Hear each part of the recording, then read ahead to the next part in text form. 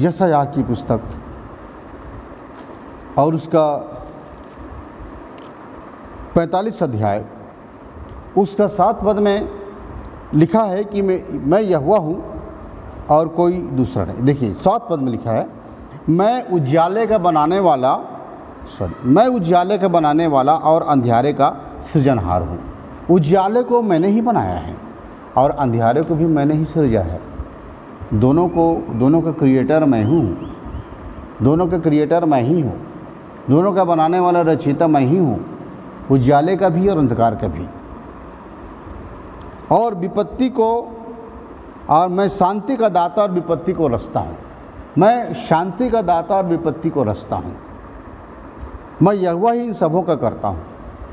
शांति का दाता मतलब शांति भी मेरी ओर से आती है और विपत्ति भी मेरी ओर से आती है। तो आप कैसे कह सकते हैं कि विपत्ति परमेश्वर की ओर से नहीं आई है, कोरोना परमेश्वर की ओर से नहीं आई? अरे कोई भी चीज़ हो बिना परमेश्वर की इजाज़त से इतनी बड़ी संसार में, पूरा विश्व में, वर्ल्ड में क्यों आ सकी भाई? और लोग कहते हैं कि परमेश्वर की इच्छा इजाज़त के बगैर नहीं आ सकती, तो फिर कैसे कहते हैं कि परमेश्वर की ओर से नहीं आई है? हर वो चीज़ परमेश्वर की ओर से आती है। अब इतनी बड़ी मात्रा में टिड्डियाँ आ रही हैं तो उसको कह देंगे कि टिड्डियाँ भी परमेश्वर की ओर से नहीं आई हैं। कुछ भी चीज़ परमेश्वर की ओर से नहीं आ रही है। जब मेरे और आपके जीवन में कोई भी घटना होती है, कुछ भी छोटी से छोटी बात भी होती है, तो बिना परमेश्वर की इजाज़त करनी होती है। तो फिर इतनी बड़ी बातें कैसे परमेश्वर की बिना इजाज़त की हो जाएंगी? इन वचनों की ओर देखें लोग।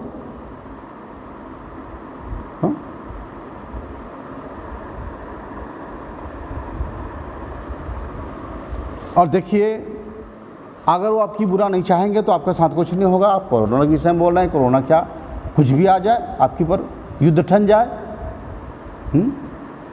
कुछ भी हो जाए आपके ऊपर, लेकिन आपकी हानि नहीं होगी। जब वो नहीं चाहेंगे तो कुछ होगा नहीं, परिस्थितियाँ ऐसे हालात नहीं आने देंगे आपके ऊपर में। दुनिया में कितने गिरते रहेंगे, तेरे निकट 1000, तेरे दाहिने 10,000 गिरेंगे, तभी तेरी कुछ हानि नहीं होगी, कुछ तुझ पर नहीं आएगी। वो परमेश्वर की इच्छा पर है हमारे लिए। जब उन्होंने नहीं किया प्लानिंग तो फिर क्यों हम कहें? अगर वो संसार पर कुछ भी ला रहे हैं, किसी व्यक्ति पर ला रहे हैं, तो उनकी इच्छा है। अब यशायाह 54 अध्याय उसका 16 पद में उसने कहा है, लिखा है, देखिए, सुन, एक लोहार कोयले की आग धोंक कर इसके लिए हथियार बनाता है, वह मेरा सृजा हुआ है। एक लोहार कोयले की आग धोंक कर इसके लिए हथियार बनाता है, वो मेरा सृजा हुआ है। लोहार भी मेरा सृजा हुआ है, हथियार भी मेरा ही है। वो हथियार उसका द्वारा जो बन रहा है वो मेरा ही, मेरी ओर से है, और जो लोहार है वो मेरा ही है। मैंने लोहार को नहीं बनाता तो हथियार भी नहीं बनता। बात एक ही है, वो मेरा सृजा हुआ है। उजाड़ने के लिए मेरी ओर से एक नाश करने वाला सृजा गया है।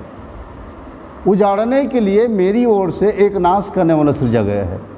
नाश करने वाला कौन है?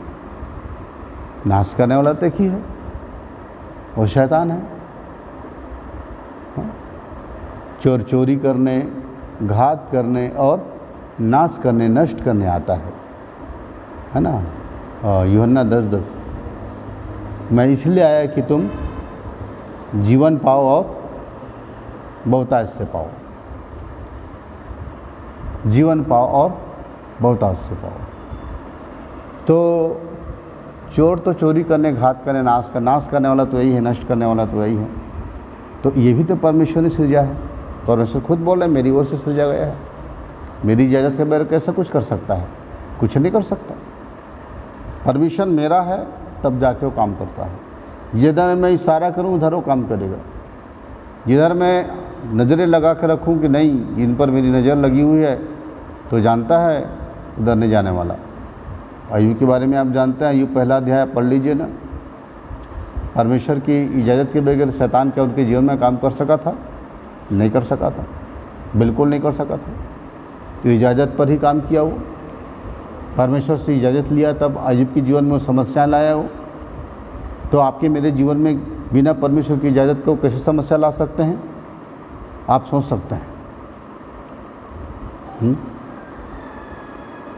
जितने हथियार तेरी हानि के लिए बनाए जाएं, 17 पद में, जितने हथियार तेरी हानि के लिए बनाए जाएं उनमें कोई सफल नहीं होगा, और जितने लोग मुद्दई होकर तुझ पर नालिश करें उन सबों से तू जीत जाएगा।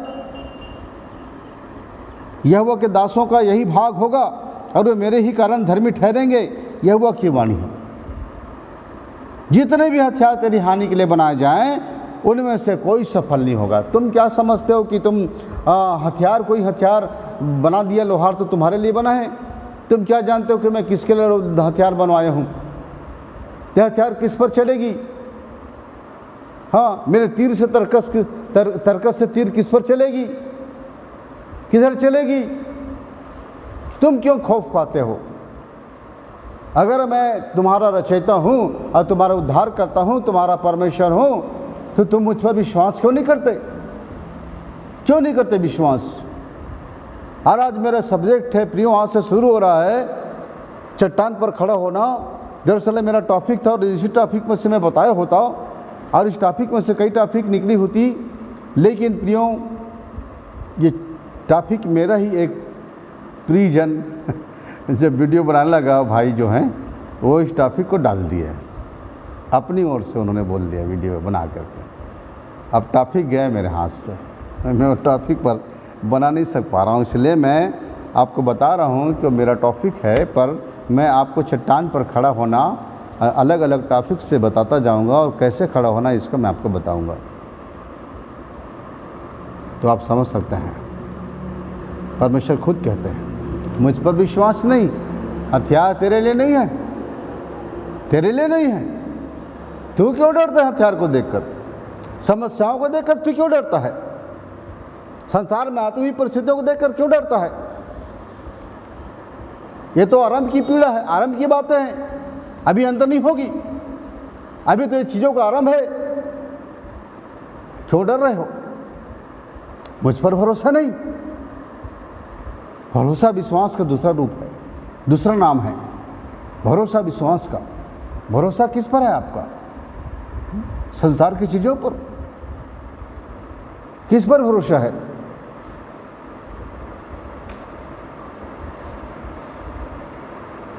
देखिए, किसी भी चीज़ पर आप भरोसा रखो वो आपका साथ नहीं देगा। जो लोग आपको बड़ी बड़ी भीड़ में दावे करते हैं कि हमारे पास आइए, आपको जीवन मिलेगा, शांति मिलेगी, आराम मिलेगा, चंगाई मिलेगी, आपके जीवन से दूर हो जाएगा, वो दूर हो जाएगा, ये कब तक आपका साथ देंगे? आपकी ज़िंदगी आपके हाथ में है और आपको उस प्रभु से जुड़ना है, न कि किसी व्यक्ति से जुड़ना है। अगर मैं अपने आप तक आपको जोड़ कर रखता हूँ तो बहुत निकम्मा व्यक्ति हूँ, मैं बहुत निकम्मा दास हूँ। लोग कहते हैं कि हमारे लिए हमको पैसा दो, हम बड़े बड़े टावर, प्रेयर टावर बना रहे हैं, ट्यूबमिनल बना रहे हैं, और वो क्या बोलते हैं दुनिया भर की चीज़ें बना रहे हैं। क्यों बना रहे हो? आप जानते हो कि अब समय आ गया, करीब जाने का समय आ गया, अंत का समय आ गया, तो क्यों बना रहे हो आप? जितने पैसे आप इन सबको बनाने में लग रहे हो उतने सुसमाचार आत्मा बचाने के लिए लगा दो ना। पहले प्रायश्चित नहीं के तब तो कर लो कम से कम जाते जाते। हाँ, भारत के पूर्व, भारत का पश्चिम, भारत का उत्तर, तीनों भाग में कहाँ मसीह हैं? हाँ, कितनी कम संख्या है वहाँ पर। दक्षिण भरा हुआ है, पूरे सब अपने लिए तो कर लिए पूरा टोटल, अब इनके लिए भी कर लो ना। क्यों सब वो बना के सब पैसे बुद्धि मंगा ले रहे हो? इनको कौन, इन आत्माओं को कौन बचाएगा?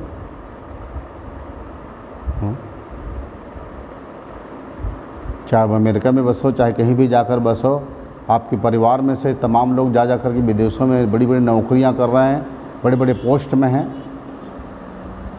उनसे जलन नहीं रखता। मुझे जाना भी नहीं है विदेश कि मैं वहाँ जाकर हाथ फैलाऊँ। मेरा परमेश्वर मेरी आवश्यकता, मेरे पेट को, मेरे बच्चों का पालन करते हैं। जब उन्होंने मुझे दर्शन दिया था तो मुझे कहा था, मुझ पर विश्वास नहीं है कि ना कि मैं तेरे और तेरे बच्चों का पेट पालूंगा, इसलिए अपनी नौकरी नहीं छोड़ रहा है। मैं खूब रोया था। तब से लेकर आज तक परमेश्वर, मेरे बच्चे बहुत मासूम छोटे छोटे बच्चे थे, उन दिनों मैंने अपनी जॉब छोड़ी थी अपने परमेश्वर पर भरोसा करके। तब से लेकर चल रहा हूँ। और देख रहा हूँ संसार में। एक समय मैं एक डिनोमिनेशन में प्रवेश करके मैं देख लिया था, राजनीति भरी है, पास्टर्स लोगों की राजनीति मैंने देखा, मुझे घृणा सी हो गई थी। ये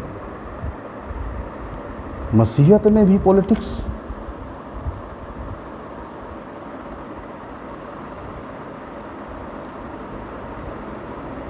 ये क्या है?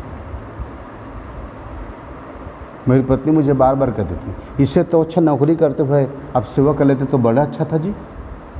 हाँ, ये इनमें भी इतनी राजनीति भरी, इतनी भयंकर गंदगी भरी है लोगों में।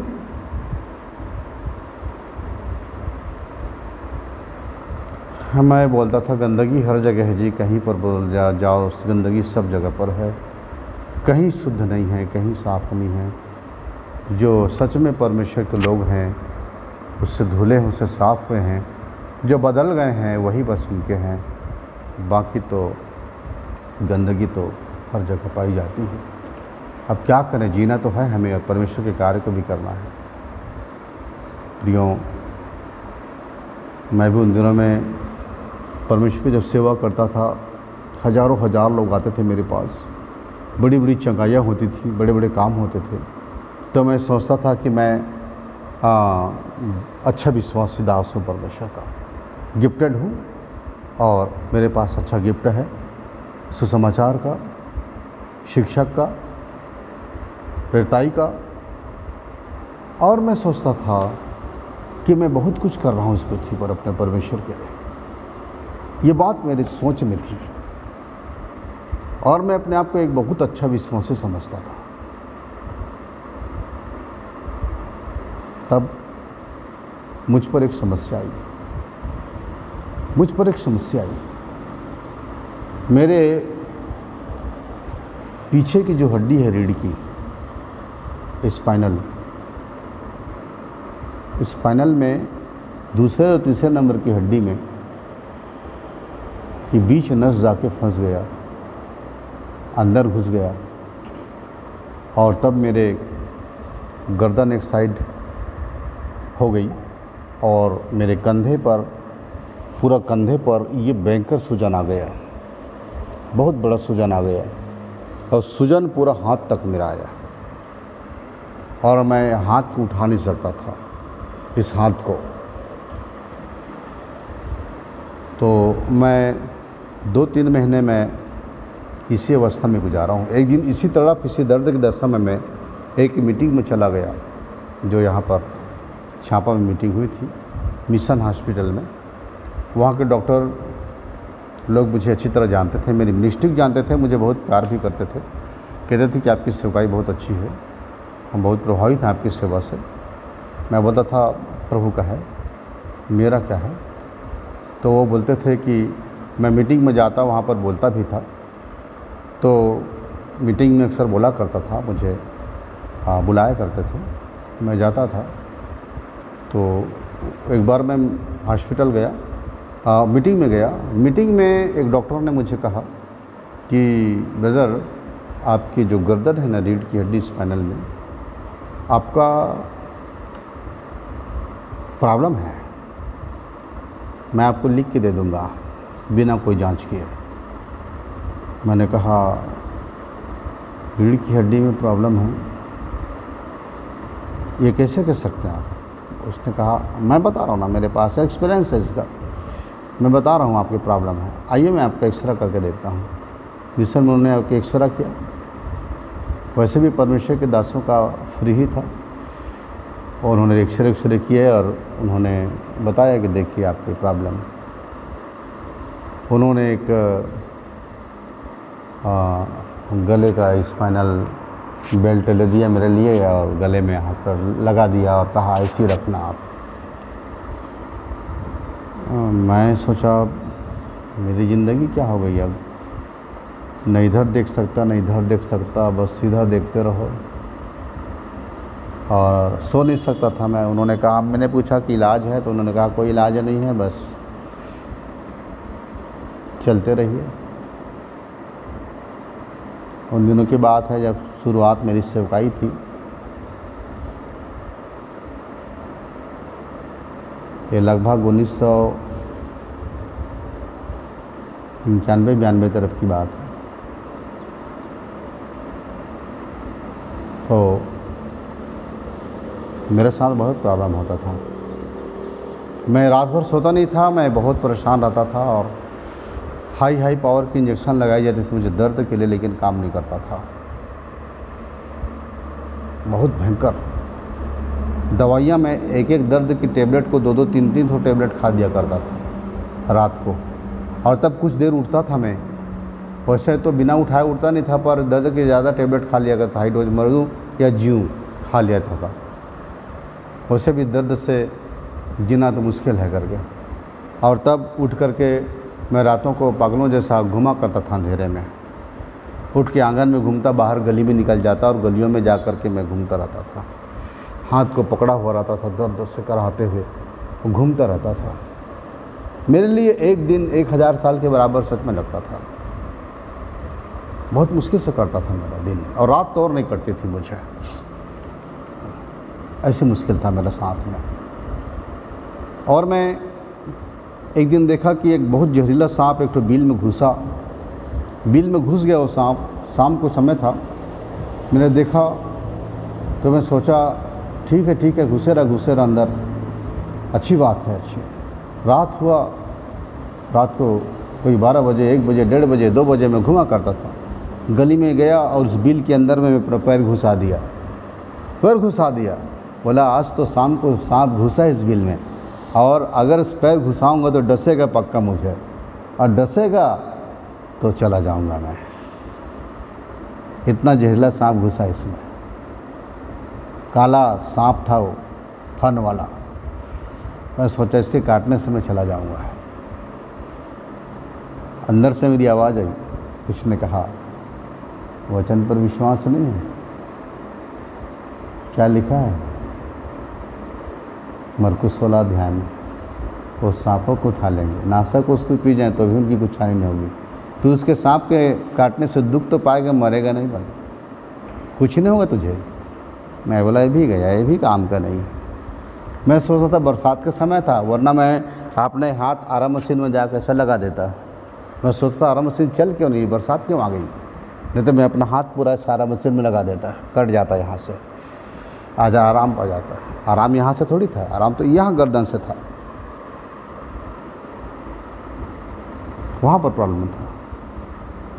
और ऐसी दशा में मैं सेवा कर रहा था प्रियो, ऐसी दशा में जब गौरैया गिरती हैं, जब त्रासदियाँ घटती, देखिए मेरे ऊपर क्या त्रासदियाँ आ रही थी।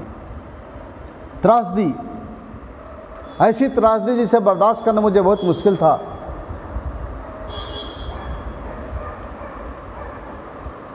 तब एक दिन एक आवाज़ को मैंने सुना। अक्सर रात को 2:30 बजे रात को मैं दर्शन पाता था परमेश्वर का। 2:30 बजे रात को मुझसे बात करते थे, मेरी बुलाहट से लेकर जितने दिन तक मुझसे बात करते रहे 2:30 बजे रात को।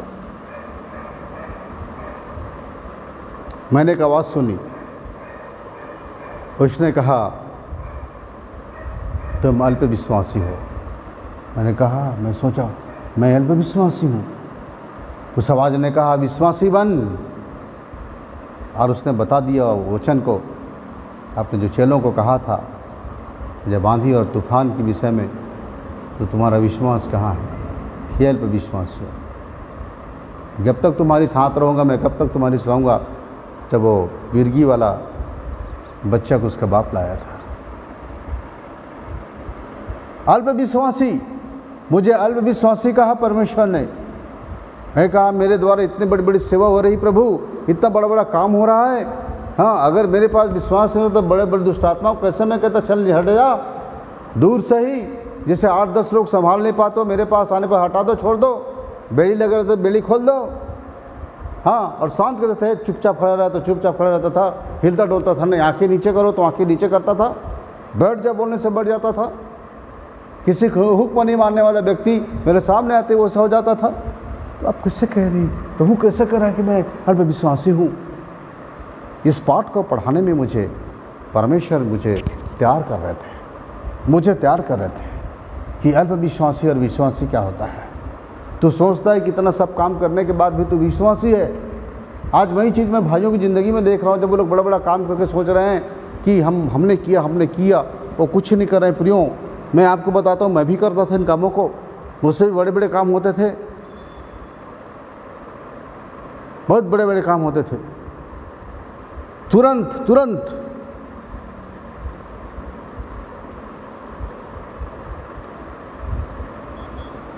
वो समय था, लेकिन जब सच्चाई मेरे सामने आई तो मुझे पता चला। 2-3 माह हो गए थे मुझे बिस्तर में, और 2-3 माह मैं बिस्तर में पड़ा हुआ था। उन दिनों में क्या हुआ, एक रात मैंने प्रार्थना की, और शनिवार की रात थी। मैंने कहा, हे परमेश्वर, क्या मुझे आप इसीलिए सब कुछ छुड़ा के बुलाए? मैंने अपना घर द्वार छोड़ दिया, अपना खेती छोड़ दिया, अपना सब कुछ छोड़ दिया, त्याग दिया मैंने हमेशा सबको। अब्राहम के तमाम सामान अपने सब कुछ त्याग के निकल गया। नौकरी मांगा, नौकरी दे दिया, जो कुछ मांगे आपने सब दे दिया, सब छोड़ दिया। पूरा समय, मेरा जीवन, प्राण, आत्मा सब आपका ही है, पूरा समय आपका है। मैं बाल बच्चे को भी छोड़ के लंबे लंबे समय के लिए निकल जाता हूँ। मैंने इनको भी एक ये कर दिया आपके लिए, और उसके बाद आपने मुझे एड़ी रगड़ रगड़ के मरने के लिए बिस्तर में डाल दिया। अरे मारना है तो फील्ड में मारना, सेवा की जगह में मार। ये क्या मुझे एड़ी रगड़ने के लिए बिस्तर पर छोड़ते हो आप? मैं परमेश्वर से झगड़ने लगा। मैंने कहा, ऐसी मौत देने के लिए आपने मुझे ये बीमारी दी है, बिस्तर पर ला के रख दिया। मैं परमेश्वर से शिकायत करता था, झगड़ता था। मैंने कहा, मारना, मरवा दे किसी खात में, सेवा की जगह मरवा मुझे। ये क्या इसमें मरवा रहे बिस्तर में? मार दे मुझे चाकू, मार दे मुझे गोली, लेकिन फील्ड में मार, फील्ड में, बिस्तर पर नहीं। और याद रखना प्रभु, मुझे बिस्तर पर कभी मत मारना। बीमारी पर सड़ा के मत मारना। मैं आपके लिए मरना बेहद पसंद करता हूँ। ज़िंदगी जीना चाहता हूँ तो ऐसी कायरों की ज़िंदगी नहीं जीना चाहता। मैं आपके लिए जीऊँ और आपके लिए मरूँ, मैंने परमेश्वर से कहा। और फिर सुबह, शनिवार की रात बीत गई, संडे सुबह शुरू हुआ। अचानक मैं उठ के बैठ गया। मेरे घर मेरी पत्नी वाक हो गई, आप बिना उठाए उठ गए? मैंने कहा, हाँ उठ गया। फिर मैं फ्रेश हुआ, फिर मैं नहाया धोया अकेले, किसी की ज़रूरत नहीं थी। जबकि बिना इनकी पत्नी की ज़रूरत के मैं नहा धो नहीं सकता था, कुछ नहीं कर सकता था। तब अकेले सब कुछ कर लिया। मैं बहुत खुश था, बहुत खुश कि प्रभु ने मुझे चंगा कर दिया। सुबह आराधना शुरू हुई, ढेर सारे लोग आए, इतनी बड़ी भीड़ आई। मैं सबको देखा, बहुत खुश हुआ। मैंने कहा, आज तो बहुत बड़ी भीड़ है, सबसे ज़्यादा आज भीड़ है। थोड़े लोग आते थे, अब तो बड़ी संख्या में आए। आज दिन भर सेवा किया, बड़े बड़े कार्य उस दिन हुए। प्रभु के वचन बहुत सुंदर बोया गया आत्मा के द्वारा। बहुत लोगों ने अपना जीवन प्रभु यीशु मसीह को दिया, और उस दिन बहुत से लोग चंगाई पाए, छुटकारा पाए। और तब शाम हुआ, मैं थका हुआ था दिन भर का, आराम करने लगा। फिर रात हुई, 8 बजने के बाद धीरे धीरे मेरा दर्द शुरू होने लगा, और 10 बजे तक मैं फिर से बिस्तर पर चला गया। वही दर्द, वही पीड़ा। मेरी पत्नी मुझे कुछ तेल लगाकर यहाँ सुबह शाम सेकती थी, दर्द हो जाए करके, कम हो जाए, सूजन दूर हो जाए। तेल लगाती थी, फिटकिरी को गर्म करके कपड़े में रख करके यहाँ ऐसे सेकती थी। बहुत बड़ा त्रासदी था, मुझे सहना बहुत मुश्किल हो रहा था। मैं परमेश्वर से बहुत नाराज़ हुआ। रात को 2:30 बजे फिर मुझे आवाज़ सुनाई दी। उस आवाज़ ने कहा, क्यों? तू कहता था कि मुझे आपने बुलाकर मुझे उपयोग कर रहे हो अपने लिए। मैं आपके लिए सेवा करता हूँ, बड़ा बड़ा काम मैं करता हूँ। तो आज कौन किया? तुम्हें कौन उठाया बिस्तर से? तुम्हें कौन चंगाई दी? तुम्हें इतने लोगों के लिए इस्तेमाल कौन किया? इतने लोग तुम्हारे पास किसने भेजा?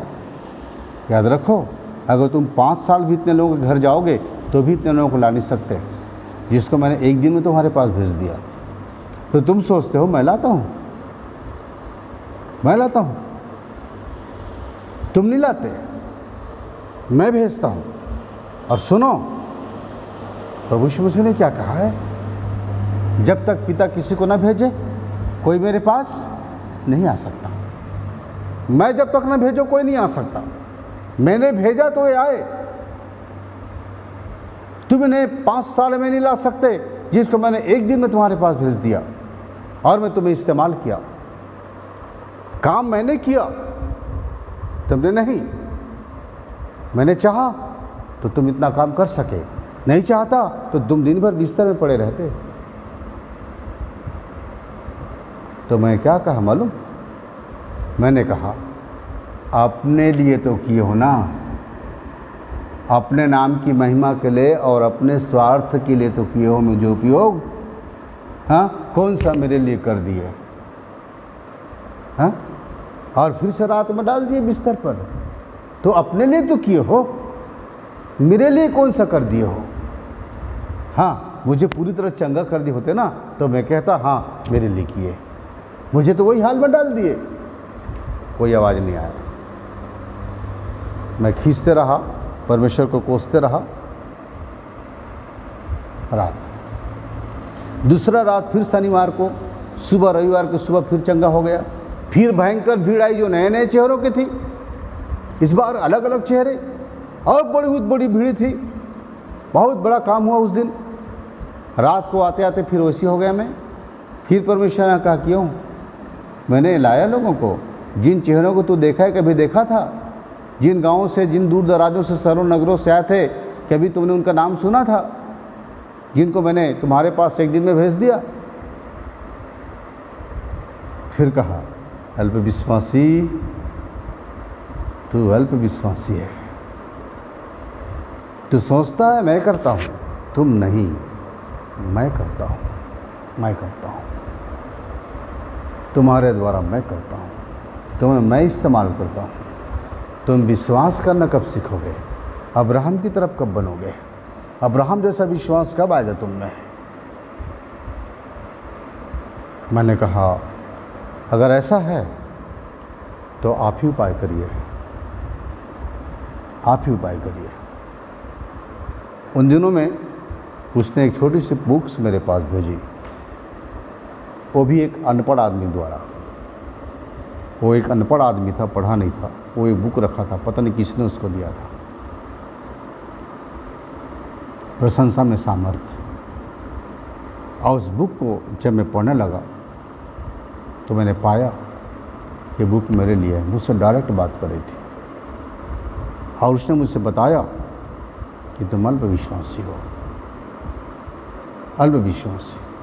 और तब मैंने सीखा उससे कि विश्वासी कैसे होता है। विश्वासी जो इन परिस्थितियों पर, हर त्रासदी पर, हर संकट और दुख, दुर्घटना, बीमारी, चाहे मौत की दशा में क्यों न चला जाए, तो वो अपने परमेश्वर पर विश्वास रखते हैं और सब बातों में केवल अपने परमेश्वर को धन्यवाद देते हैं और दूसरा उनका यशोगान करते हैं। ये चीज़ें हैं। मैंने 3 गोल्डन पद बाइबल में पाया है। 3 गोल्डन पद। 3 गोल्डन पद में पहला गोल्डन पद आप सब जानते हैं कि गोल्डन पद मतलब कौन सा पद है। आप सब जानते हैं गोल्डन पद बाइबल में कौन सा है। यूहन्ना 3:16 क्या लिखा है? परमेश्वर ने जगत से ऐसा प्रेम किया कि उसने अपना इकलौता पुत्र दे दिया ताकि जो कोई इस पर विश्वास करे वो नाश न हो परंतु अनंत जीवन पाए। नाश न हो परंतु अनंत जीवन पाए। ये गोल्डन पद है। ये परमेश्वर में लाने के लिए पहला पद है। ये यहाँ से हमारी ज़िंदगी की शुरुआत होती है।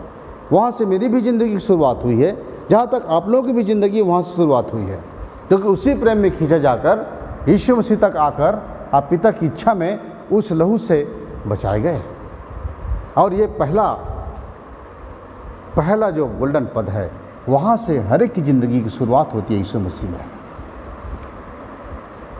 और दूसरा गोल्डन पद उसने प्रभु ने मुझे जो बताया, वो गोल्डन पद मेरे लिए, ये 3 गोल्डन पद में मैं पूरा आपको तमाम टॉपिक बताता जाऊंगा। जो इसके बाद में जितनी टॉपिक मैंने बताऊंगा, ये तो आज गौरैया गिरती है कि पहला भाग मैं आपको बता रहा हूँ, पहला भाग बता रहा हूँ, पार्ट 1। जब गौरैया गिरती है, सेकंड में पूरा स्पीड पकड़ेगी, और सेकंड में मैं बहुत सारी बातें आपको यही बातें बताऊँगा जब गौरैया गिरती हैं। पर ये मैं आपको बता रहा हूँ कि गौरैया गिरती हैं, त्रासदियाँ घटती हैं लोगों के जीवन में। मेरे जीवन में त्रासदियाँ घटी। सेवकाई में आने के बाद मैं पहले जाके बिस्तर में चला गया, मेरे साथ एक बड़ी समस्या आ गई। और आप सोच सकते हैं कि अगर मैं आगे सेवकाई में न जाऊं तो मेरे बाल बच्चों के लिए भी कुछ उपाय नहीं था, और उनके लिए भी मुश्किल था। और ऐसी परिस्थिति में, ऐसी हालातों में एक मनुष्य अपना सब कुछ त्याग कर जब बिस्तर में चला आया, तो संसार के लोग उसको सबसे बड़ा बेवकूफ़ और मूर्ख कहते थे। मेरे परिवार के लोग, मेरे घराने के लोग से लेकर जितने भी हैं, मेरे जैसा मूर्ख और बेवकूफ़ आदमी किसी को नहीं पाते थे, और दुनिया के भी लोग मुझे बेवकूफ़ कहते थे। सोचिए आप, एक गवर्नमेंट जॉब को छोड़ना, सोचिए आप। और तो प्रियो, मैं ये जो दूसरा गोल्डन पद है, इसको मैं आपको बताना चाहता हूँ, जो मैंने परमेश्वर से सीखा है कि विश्वास में आप कैसे आएंगे, पूरी विश्वास में आप कैसे आएंगे। जब आप रोमी 8 अध्याय का 28 पद आप पढ़ें, रोमी 8 का 28 पद, ये दूसरा गोल्डन पद है। और रोमी 8 का 28 पद, ये मेरे लिए तो बिल्कुल गोल्डन पद है। रोमी 8 का 28, हम जानते हैं कि जो लोग परमेश्वर से प्रेम रखते हैं उनके लिए सब बातें मिलकर भलाई ही को उत्पन्न करती हैं, अर्थात उन्हीं के लिए जो उसकी इच्छा के अनुसार बुलाए हुए हैं। जो परमेश्वर से प्रेम रखते हैं उनके लिए हर बात, सब बातों में सब बातें, चाहे दुख हो, चाहे सुख हो, चाहे धूप हो, चाहे छाया हो, चाहे दिन हो, चाहे रात हो, चाहे जो भी परिस्थिति हो, लाभ हो, हानि हो, कुछ भी चीज़ हो, उनके लिए केवल और केवल भलाई उत्पन्न करेंगी। जो परमेश्वर से प्रेम करते हैं, प्रेम रखते हैं, उनकी इच्छा अनुसार बुलाए हैं। पूरे संसार के लिए नहीं बोल रहा हूँ मैं, उनके लिए नहीं है, केवल उनके लिए हैं जो परमेश्वर से प्रेम रखते हैं और उनकी इच्छा अनुसार बुलाए हुए हैं। उनके लिए सब बातों में सब बातें। इस पद से परमेश्वर ने मुझसे बात किया और कहा कि सब बातों में दुख और त्रासदी होती है, गौरैया गिरती हैं बिना मेरी इजाज़त का कभी नहीं, और मेरी इजाज़त से गौरैया गिरी है, मेरी इजाज़त से कोई त्रासदी तेरी ज़िंदगी में आई है, तेरे जीवन में आई है, तो मेरी इच्छा से आई है और केवल तुम्हारे भले के लिए है। अगर ऐसा सोचते हो और मुझ पर संपूर्ण मन से भरोसा करके, आनंदित होकर के तीसरा गियर में जाते हो, ये तो सेकंड गियर बता दिया मैंने, फर्स्ट गियर तो यूहन्ना 3:16 है। मेरे पास बाद में राजदूत गाड़ी आई थी, जो मैं कम से कम 17-18 साल में राजदूत को जो चलाया हूँ, उसमें 3 गियर होती थी, बड़ी मजबूत गाड़ी थी। हाँ, पहाड़ों में भी दंदन करके चढ़ती थी, 3-3 सवारियाँ, और बड़ा बेग मेरा लद रहता था। सबके सामान लाद के मैं पहाड़ में चढ़ जाता था। बाकी गाड़ी जितने भी हीरो होंडा की तमाम स्प्लेंडर, प्लेस्प्लेंडर सब मुझसे आधा घंटा बाद पहुंचते थे। ऊबड़ खाबड़ पथरीली, इतना बड़ा बड़ा पत्थर वाला रास्ता नहीं था उसमें चलने में। एक बार मैं ऐसे गया था, मेरे पास पीछे 2 भाई थे, मात्र क्या पकड़े थे वो लोग, म्यूजिक का कुछ इंस्ट्रूमेंट पकड़े हुए थे, और पीछे गाड़ी में 2 सवारी थे, मेरी गाड़ी में 3 सवारी थे, सबका सामान बंधा हुआ था। आधा घंटा पहले पहुँचा उस पहाड़ में, वहाँ पर वो गांव बसा हुआ था। छोटे छोटे पत्थर थे सब, उसी पत्थर में गाड़ी चल रही थी, पूरे पत्थर से। तब उन्होंने कहा मानना पड़ेगा भैया, ये गाड़ी सच में हर जगह चलने के लिए है। खैर अब तो गाड़ी बंद हो गई है, वो समय की बात थी, पुराने समय की बात थी। तो 3 गियर था उसमें, बड़ा मजबूत गियर था। फर्स्ट गियर में, सेकंड गियर भी और टॉप गियर भी। तो प्रियो, ये 3 गियर में मेरी भी गाड़ी बाइबल में चलती है। इसे मैं आपको चट्टान पर खड़ा होना बताऊंगा, जिसमें मैं चट्टान पर खड़ा होना सीखा हूँ। और 3 गियर में 3 बार मैं मौत से बाहर निकला हूँ, कभी और बताऊंगा। मौत को डॉस देकर मौत से बाहर निकलने वाला 3 बार मेरी ज़िंदगी जा चुकी थी, आत्मा निकल चुका था, प्राण निकल चुका था बॉडी से। 3 बार मैं मौत से बाहर आया, उस विश्वास के कारण जो मेरे परमेश्वर पर मेरा विश्वास था। लगातार 5 साल मैं दुख, बीमारी और त्रासदी सहा हूँ। 5 साल 5 साल में 3 बार मौत, आप सोच सकते हैं।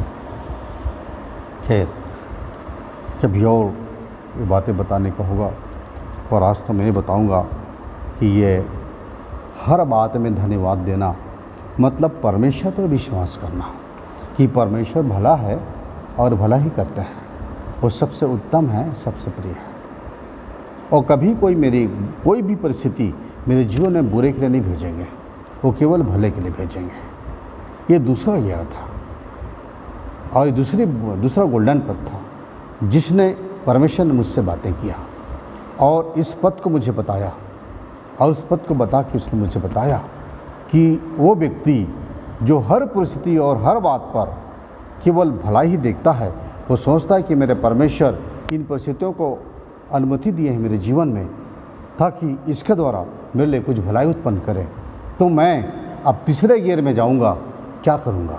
तो फिर मैं तीसरा गियर जो है वो है पहला थिस्सलुनीकियों उसका 5 अध्याय और उसका 18 पद।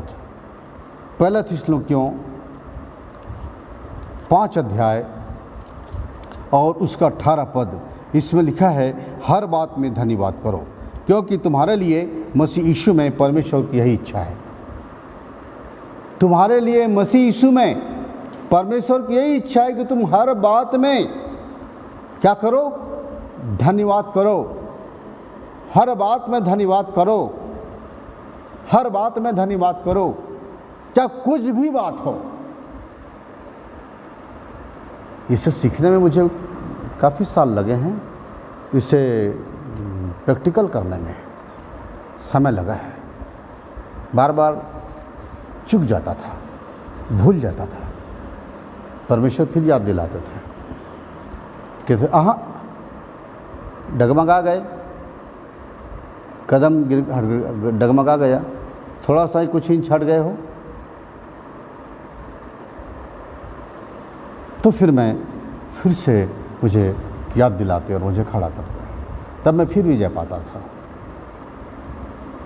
तो हर बात में धन्यवाद करो। और इफिसियों का 5 का 20 पद में लिखा है, इफिसियों 5 का 20 पद, इसमें लिखा है, और सदा सब बातों के लिए हमारे प्रभु यीशु मसीह के नाम से परमेश्वर पिता का धन्यवाद करते रहो। बहुत जगह पर है ये बातें, धन्यवाद करते रहो।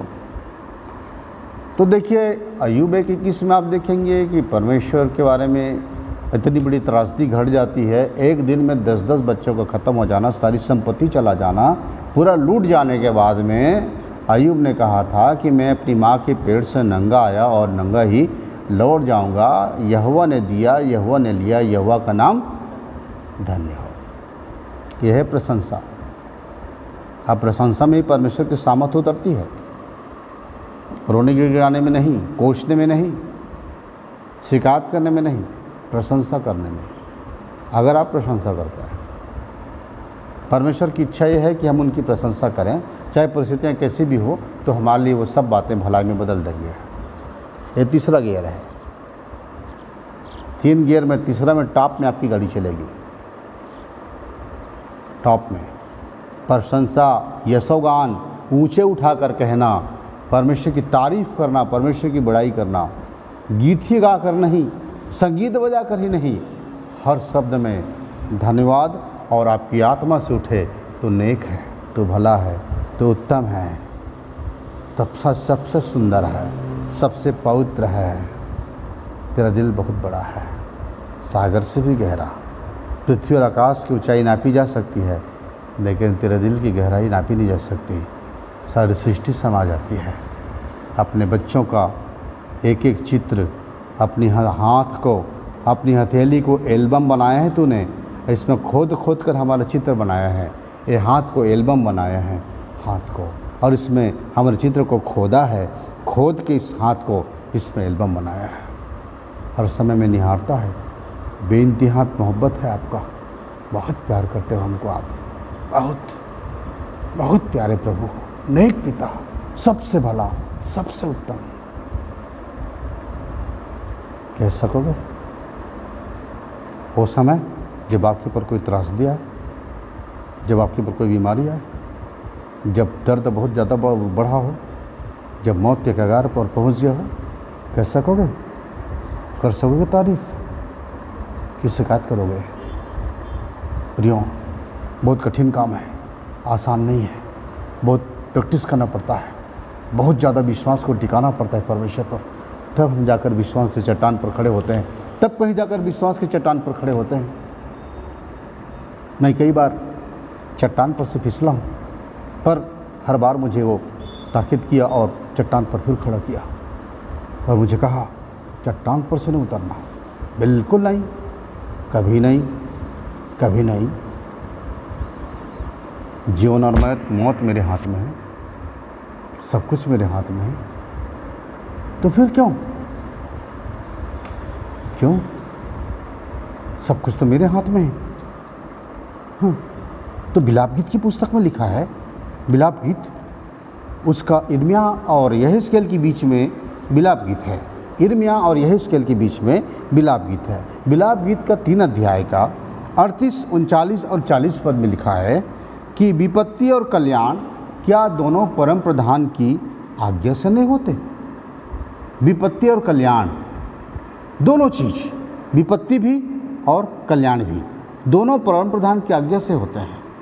तो ये वचन लिखा है, विपत्ति और कल्याण क्या दोनों परम प्रधान की आज्ञा से नहीं होते? इसलिए जीवित मनुष्य क्यों कुड़कुड़ाए? जब सब कुछ परमेश्वर की ओर से हो रहा है तो हम क्यों कुड़कुड़ा रहे हैं? क्यों कुड़कुड़ा रहे हैं? क्यों शिकायत कर रहे हैं? कुड़कुड़ाहट विश्वास का उल्टा होता है। और पुरुष अपने पाप के दंड को क्यों बुरा माने? जब आपके ऊपर आपके गुनाह आपने पश्चाताप नहीं कर पाया और उसका दंड जब आपके ऊपर आया है, तो फिर आप क्यों कुड़कुड़ा रहे हैं? क्यों बुरा मान रहे हैं? मैं भी बुरा मान रहा था। हम अपने चाल चलन को ध्यान से परखें और यहोवा की ओर फिरें, खुद को देखें और फिरें। मैंने जब इस चीज़ को देखा कि प्रशंसा में ही है, सब कुछ प्रशंसा में, परमेश्वर का सामर्थ्य परमेश्वर की प्रशंसा में बहती है और सारी विपरीत परिस्थितियों को बहा ले जाती है। जब याद आया भजन संहिता 22 अध्याय का 3 पद, भजन संहिता 22 अध्याय, देखिए मैं निकाल रहा हूँ एक मिनट में थोड़ा, 22 अध्याय उसका 3 पद में लिखा है, देखिए, परंतु तू जो इस्राएल के स्तुति के सिंहासन पर विराजमान है, तू तो पवित्र है। इस्राएल की स्तुति पर विराजमान परमेश्वर, तू तो पवित्र है। कहाँ पर विराजमान होता है वो? हमारी स्तुति में, हमारी प्रशंसा में, हमारा यशोगान में, हमारा ऊपर उठाकर उसकी तारीफ़ करने में, उनकी बड़ाई करने में, वहाँ पर परमेश्वर की सामर्थ बहती है और परमेश्वर उपस्थित हो जाते हैं।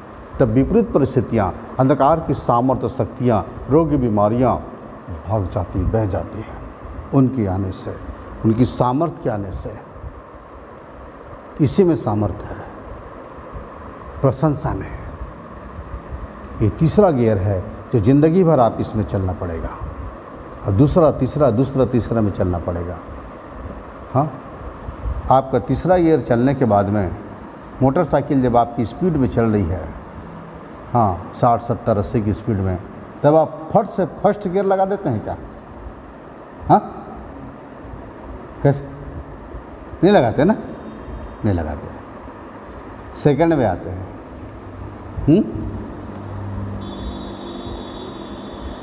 सेकंड में आते हैं। अगर आपकी गाड़ी में 3 गियर है तो सेकंड में आएंगे, और सेकंड में आके गाड़ी को कंट्रोल करेंगे, है ना?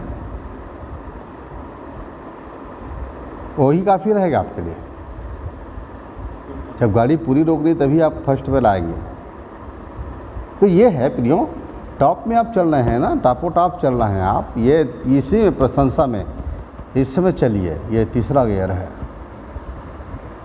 तीसरा गियर। हाँ प्रियो, अब इसमें जब मैंने परमेश्वर के बातों को समझ लिया तो मैंने सबसे पहले मुझे स्वीकार करना था कि मेरे अपराधों को, मेरी गलतियों को और मेरी नाकामियों को, और वो बातें जो मैं परमेश्वर का स्वीकार नहीं कर पा रहा था, जो वो बता रहे थे कि मैं अल्पविश्वासी हूँ। शायद मैं कह सकता हूँ कि आप भी अल्पविश्वासी होंगे। जब मैं इतनी तरह से सेवकाई में खड़ा होकर मैं अल्पविश्वासी कहा जा रहा था, तो आप में से भी बहुत से लोग, मैं बिल्कुल बोल सकता हूँ कि अल्पविश्वासी हैं। क्योंकि जब ये टॉपिक में बढ़ता हो जाऊँगा ना, तब आपको खुद समझ आ जाएगा कि सच में हम विश्वास की चट्टान पर खड़ा नहीं हो पाए हैं। क्योंकि बहुत सारी बातें मैं आगे बताने वाला हूँ आपको जो आपके जीवन में है, तब आप समझ जाएंगे कि मैं विश्वास की चट्टान पर नहीं खड़ा हूँ। अब विश्वास की चट्टान पर नहीं खड़े होंगे तो आगमन पर कैसे उठेंगे? चट्टान पर ही खड़े हुए लोग उठते हैं। तो विश्वास की चट्टान पर फटाफट वो उठेंगे। मैं चाहता हूँ कि आप विश्वास की चट्टान पर खड़े। मैंने कैसे जाना, कैसे सीखा? देखिए, परमेश्वर ने जब मुझे बताया तो मैं सब सीख गया। मैं पहला कदम था स्वीकार करना, स्वीकारोक्ति था। मैंने पहले स्वीकार किया कि मैं अल्पविश्वासी हूँ। मैंने स्वीकार किया कि प्रभु मैं गलत था। मैंने स्वीकार किया कि प्रभु मैं सोचता था कि मैं सब कर रहा हूँ, लेकिन आज मैंने जाना कि आप मुझ में सब कर रहे हैं। आप पे सब चीज़ को क्रिएट कर रहे हैं, आप सब कुछ आप कर रहे हैं, मैं नहीं कर रहा हूँ, आप कर रहे हैं। अब फिर मैंने स्वीकार किया कि मुझ में विश्वास की बहुत कमी है, मैं अल्पविश्वासी हूँ, मैं विश्वासी नहीं हूँ, और अब मैं विश्वासी बनना चाहता हूँ, मैं विश्वास पर खड़ा होना चाहता हूँ। तो विश्वास का पहला कदम था स्वीकारोक्ति, स्वीकार करना कि मैं अभी तक ठीक नहीं था, गलत था। और तब मैंने स्वीकार किया और कहा अब मैं हर बात में धन्यवाद देने के लिए, मेरा जीवन में तो पहला गियर काम कर चुका था, मैं प्रभु में आ चुका था। मेरा जीवन, मैं नए जन्म पाए हुए, उद्धार पाए हुए विश्वासी था, एक मसीह था और एक परमेश्वर का दास था, अभिषिक्त। वो उसने मेरा अभिषेक किया था। और बाद में मेरे लोगों ने, मेरा लीडर लोगों ने अभिषेक किया, वो हाथ रखा, ऑर्डिनेशन किया। तो मैं इन बातों को बताना चाहता हूँ कि मैं जब वो स्वीकार किया और तब कहा कि प्रभु मैं विश्वास करता हूँ और आपको धन्यवाद देता हूँ इस भयंकर पीड़ा और दर्द को, इस त्रासदी को मेरे जीवन में भेजने के लिए, अनुमति देने के लिए।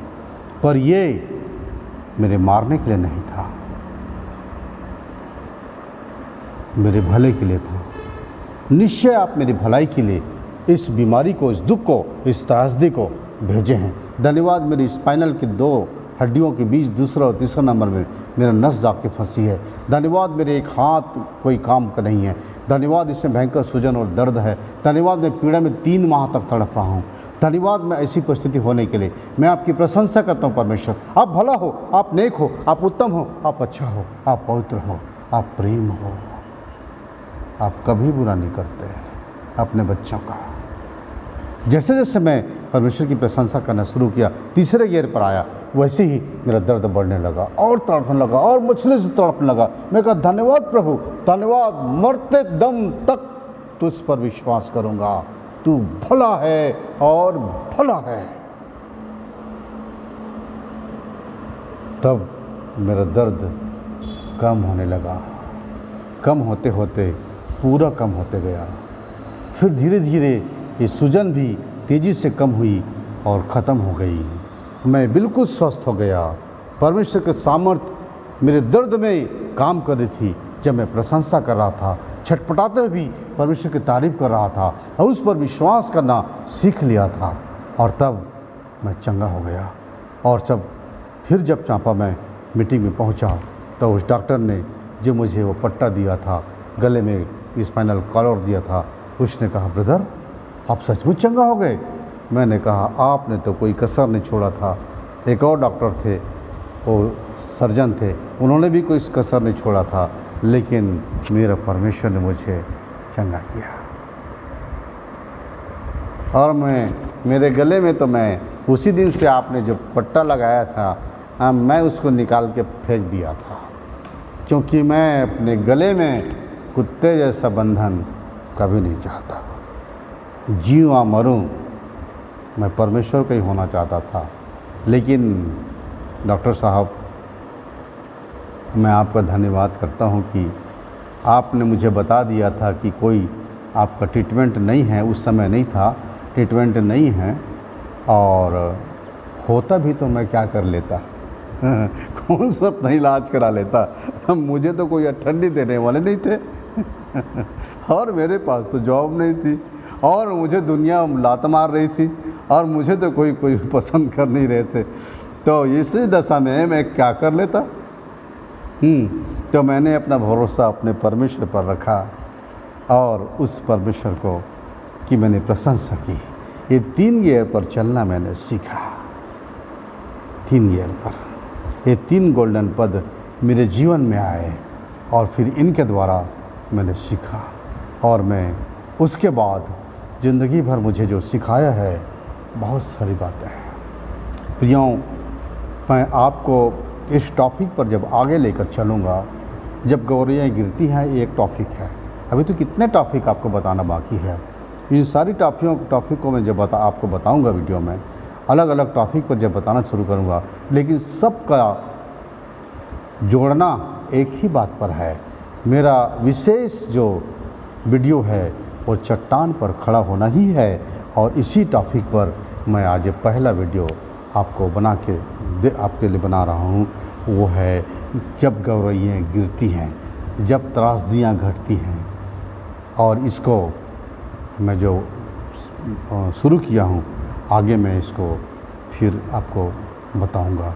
आगे दूसरे भाग में, फिर तीसरे भाग में, जब तक गौरैया गिरती हैं, त्रासदियाँ घटती हैं, ख़त्म न हो जाए, उसके बाद फिर दूसरा टॉपिक शुरू होगा इसी चट्टान पर।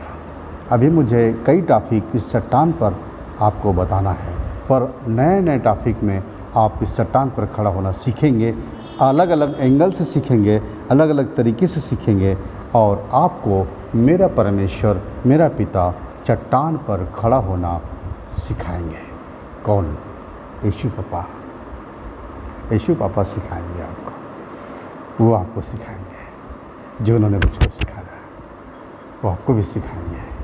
और देखना, जब आप चट्टान पर खड़ा होना सीखेंगे, जब प्रैक्टिस करेंगे, एक बच्चा गिर गिर के चलना सीखता है, गिर गिर के उठ के उठना सीखता है, हाँ, तो फिर वो सीख जाता है, फिर चलना, फिर दौड़ने लगता है। गिरने पर भी कई चोटें आती हैं, पर वो दौड़ना नहीं छोड़ता। उस प्रकार आप जब तीसरे गियर में आ जाएंगे, फर्स्ट, सेकंड, फिर टॉप में, मैं आपको आगे बढ़ाऊंगा। आज का वीडियो यहीं तक के लिए है। आगे आप फिर से अगले भाग में आप देखेंगे। मैं आप लोगों के लिए एक ही दुआ करना चाहता हूँ पिता से कि सामर्थी परमेश्वर, जो आपके बचाए हुए बच्चे हैं उन्हें चट्टान पर खड़ा कर दे। और जो टॉपिक आपका दास बता रहा है मेरा नहीं है, आपने जो मुझे सिखाया है ज़िंदगी भर, जिन वचनों से बताया मेरी ज़िंदगी में, प्रैक्टिकल में जो मुझे बताया, उन वचनों को प्रैक्टिकल में मुझे दिखा के मेरी ज़िंदगी में लाकर वो हर एक के जीवन के लिए काम करे। मेरी नहीं, पर आपने कईयों की ज़िंदगी में बातों को सिखाया है, जो आगे मैं उन उदाहरणों के रूप में आपके दासों को, आपके बच्चों को, आपके संतानों को बताऊंगा। तो मेरी सहायता करना। आज का वचन हर एक के दिलों को छुए, उनके जीवनों में काम करे। प्रभु, मैं आपको धन्यवाद देता हूँ कि आपने मेरी विनती को और मेरी प्रार्थना को सुना है। दुआ प्रभु यीशु ख्रिस्ट के नाम में मांगता हूँ, आमीन। मेरे अजीजों, आपका धन्यवाद कि आप लोगों ने सुना है, और इसे सब्सक्राइब कीजिए और बेल बटन दबाइए, लाइक कीजिए, और औरों तक भी आप अपना इस संदेश को बताइए कि मैं जो टॉपिक आज शुरुआत किया हूँ, ये शुरुआत है जिसमें मैंने अपने जीवन की भी गवाही आपको बताई है कि कैसे मैंने इसे सीखा है। और आगे जितनी बातें आपको मैं टॉपिक में, नए नए टॉपिक्स में बताऊँगा। इसी टॉपिक में अभी आपको बहुत सुंदर, आप उस जगह पर तक जाके खड़े होंगे, इस टॉपिक में ही गौरैया गिरती हैं, उसमें देखेंगे आप। भाग 2-3 आप जब चलें तब आप देखेंगे कि कितना सुंदर ये टॉपिक है जो आपको खड़ा करेगा, प्रभु में स्थापित करेगा। और तब आप कहेंगे, सच में इस वचन ने और इस टॉपिक ने मुझे प्रभु में खड़ा कर दिया। तब तक परमेश्वर आप सबको आशीष दे। आप सबको जय मसीह की।